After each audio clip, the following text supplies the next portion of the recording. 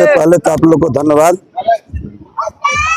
प्रत्याशी ग्रुप में अज्ञान विधानसभा के सबसे पहले तो हम यहाँ अपने गांव पर अभी वर्तमान में आए हैं। बाबूजी का पुण्यतिथि था। ये जो भी प्रयास और जो भी सफलता मिल रही है तो इसमें माता पिता का आशीर्वाद और गुरुजनों का आशीर्वाद रहा है।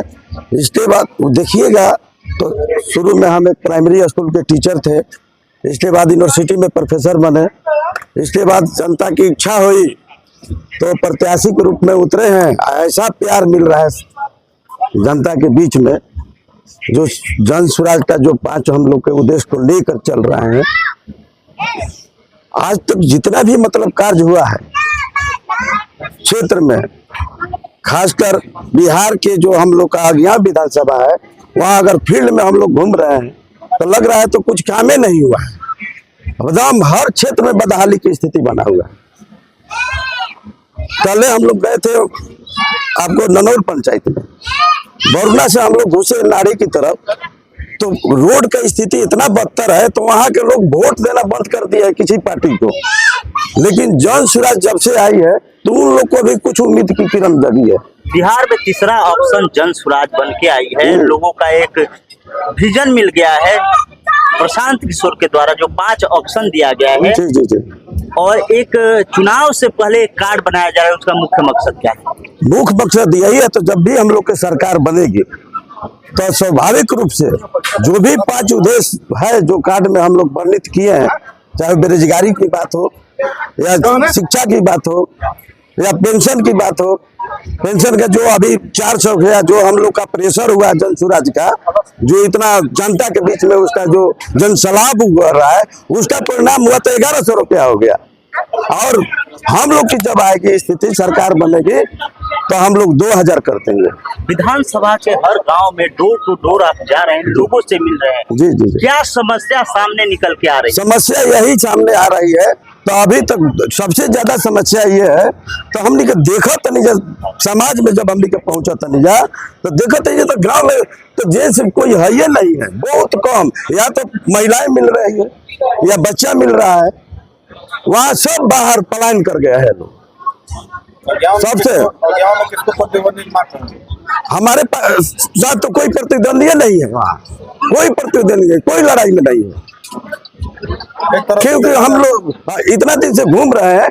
कोई प्रतिद्वंदी सामने दिखाई देगा तब न जानेंगे, कोई फील्ड में दिखाई नहीं दे रहा है। चुनाव से पहले जन स्वराज का 3 विकेट गिर चुका है। अरे वो तो आप लोग देख ही रहे हैं सोशल मीडिया पर, क्यों गिरा है, क्या हुआ है, उस पर हम टिप्पणी क्या करेंगे? हम अपना विधानसभा देख रहे हैं, अपना विधानसभा देख रहे हैं। हमको जो जिम्मेवारी मिला है आपके विधानसभा में कितना % विकास हुआ है? अब तो वो तो सामने जाने पर दिखाई दे रहा है तो कितना विकास हुआ है। हमारे देखने से तो लग रहा है जो विकास का जो पैमाना है, सभी पैमाना पर हम लोग अभी सबसे पिछड़ा हुआ है। विधायक बनते हैं तो पहली प्राथमिकता क्या होगी? पहली प्राथमिकता जो जनता की जो जमीनी स्तर पर जो समस्याएं हैं उसको हम पूरा करेंगे और जनता के बीच रहेंगे। युवाओं की बात किया जा रहा है, युवाओं युवाओं का मतलब अब किसी भी क्षेत्र में, शिक्षा के क्षेत्र में देखिए ना, वो युवा ही है जो मान लीजिए कोई वैसा धन का जगह नहीं है, वो भी पलायन कर रहे हैं। जब यही हम लोग का व्यवस्था हो जाएगा तो क्यों जाएगा कहीं? क्या अपील कीजिएगा?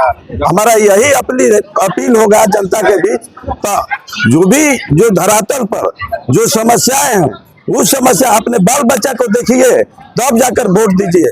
दूसरे के 40-35 साल से तो हम लोग वही करते आ रहे हैं जो पहले से चलता आ रहा है, लेकिन आपकी बात जब से जन स्वराज का वास्ता छाप पर मोहर लगाइए और जो 5 उद्देश्य हम लोग कर चले हैं उसको हम लोग को पूरा कराने में सहयोग करें। उसके लिए सबको एक साथ आना होगा।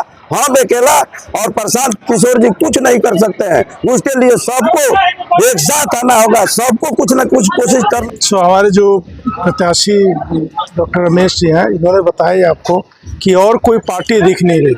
पिछले कई महीनों से जन स्वराज जी हर जगह घूम रही है और हम लोग अपना जो विजन है जनता तक, जन जन तक पहुंचा चुके हैं और सबकी आंखें खुल चुकी है। अभी देखेंगे आपकी जब दूसरे नेता भी जाते हैं तो लोग यही पूछते हैं कि हमारे लिए क्या करोगे आप। तो जनता में जागरूकता जन स्वराज के कारण तो आ चुका है और आगे देखते हैं जनता किस तरह से वोटिंग करती है। जन स्वराज की जो सबसे बड़ी पहल पलायन और बेरोजगारी से थी, शिक्षा से थी, उस अनुसार जो चुनाव चिन्ह मिला है बस्ता, इसको किस तरह से देखते हैं? देखिए बस्ता जो है, हम लोग यही बोल रहे हैं कि अगर अपने बच्चे हमारे स्कूल का बस्ता लेके पढ़ने जाएंगे तो बाद में उनको बोरी नहीं ढोना पड़ेगा, मतलब कि मजदूरी नहीं करना पड़ेगा।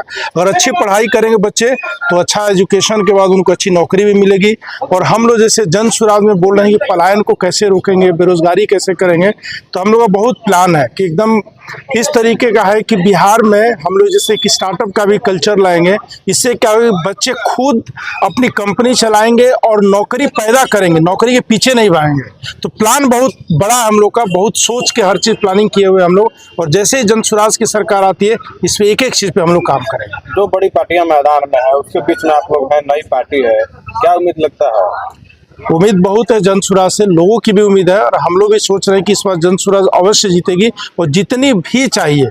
क्योंकि देखिए प्रॉब्लम क्या है कि हमारी जो और पार्टियां हैं 20-50 साल से यहाँ पे है, लेकिन विकास के नाम पे क्या हुआ है आप जाके पूछेंगे किसी भी नेता से, अभी जो है बीजेपी और आरजेडी किसी भी नेता से पूछेंगे तो क्या बोलते हैं कि हमने इतना किलोमीटर रोड बना दिया, इतनी पुलिया बना दी, ये नाले ठीक कर दिए। और हम बोलते हैं कि विकास वो तो वैसे ही काम होना चाहिए, हर साल फंड आता है उसके लिए। विकास का मतलब होता है शिक्षा व्यवस्था ठीक करना और बेरोजगारी को दूर करना। निश्चित तौर पे सबसे पहले तो वोट का, मत का जो अधिकार होता है, उस अधिकार का वैल्यू समझना।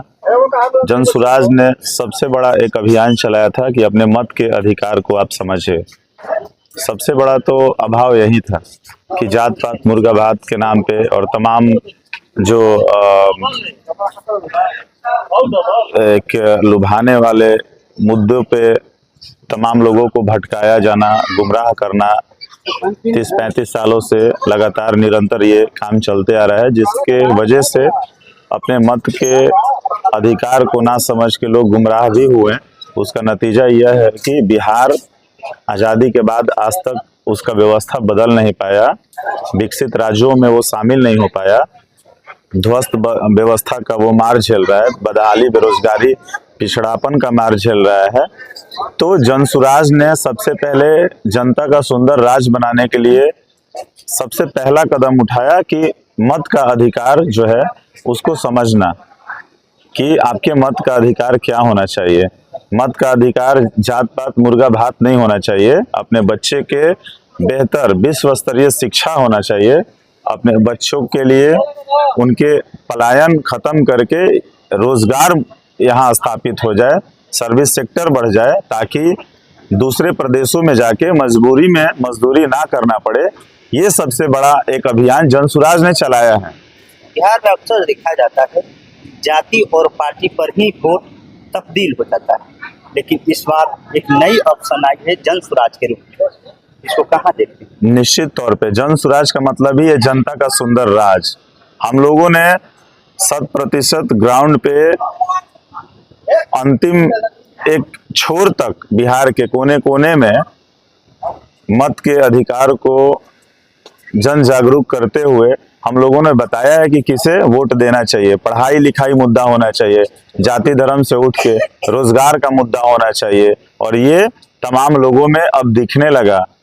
यहाँ तक कि अगियाओं विधानसभा की हम बात करें तो अगियाओं विधानसभा बिल्कुल सच बात है कि किसी के साथ कोई हमारा तुलना नहीं है, कोई कंपटीशन, कोई प्रतिद्वंदी नहीं है, क्योंकि जन स्वराज ही एकमात्र ऐसा विकल्प है जो तमाम लोगों के अंदर वो भा गया है। और विश्वास मत के साथ हम लोग बिल्कुल आगे बढ़ रहे हैं। निश्चित तौर पे जन स्वराज की जीत होगी।